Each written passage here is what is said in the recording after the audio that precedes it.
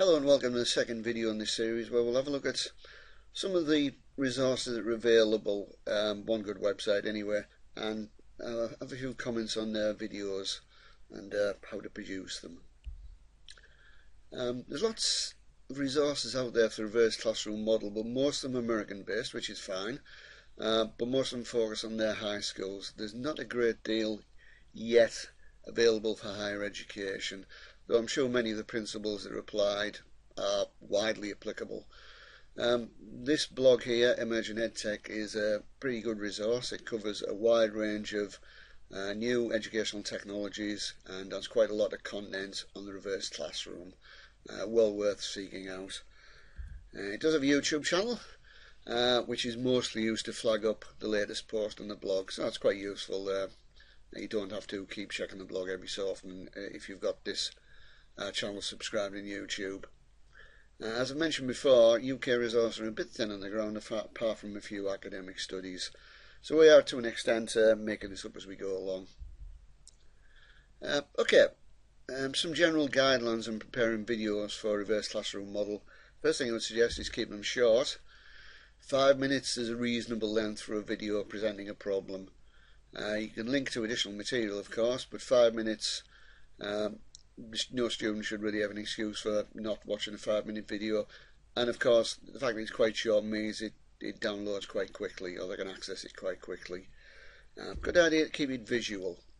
Use as few words on the slides as possible.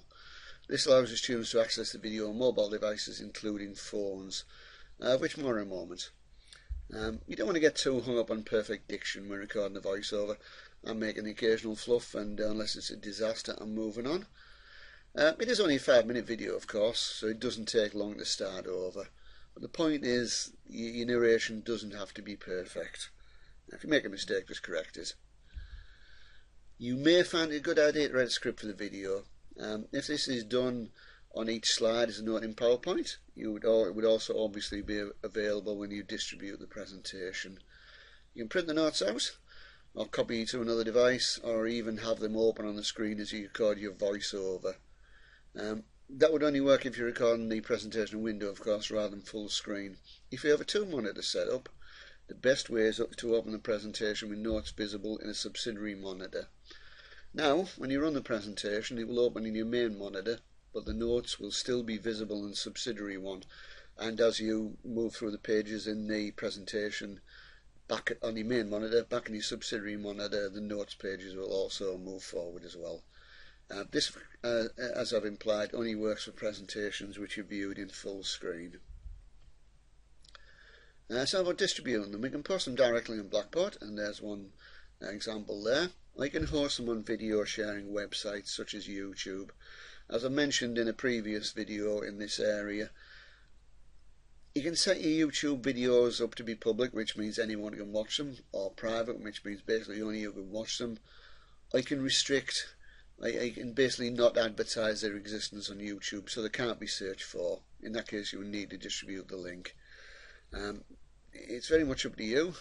But using a facility like YouTube makes your videos much more accessible on a range of devices, including tablets and phones. You don't need to worry about scalability yourself. This is the URL for one of my videos on YouTube. The peculiar object next to it is its QR code. Using freely available and usually free apps, students can scan the QR code with their camera phone and be linked directly to the video without the need to go to a browser to open the URL, let alone type it in, which can be a great time saver. This website offers quick, free and easy QR generation. You basically just copy the URL, paste it in here. A few moments later the QR code appears here, so you can copy it and you can download it. I usually just do print screen, edit out the bits I don't want, so when you get the QR code, and I've got a little image of it. And here is a QR code for the QR code generator page. Okay, thanks for listening. I hope that was helpful.